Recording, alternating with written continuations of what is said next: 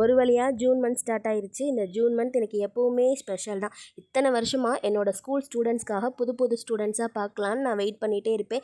இந்த வருஷம் என்னோடய பேபிக்காக நான் வெயிட் பண்ணிகிட்ருக்கேன். இந்த ஜூன் மந்தில் தான் என் பேபி ஏதோ ஒரு டேட்டில் என் கைக்கு வர போகிறாங்க.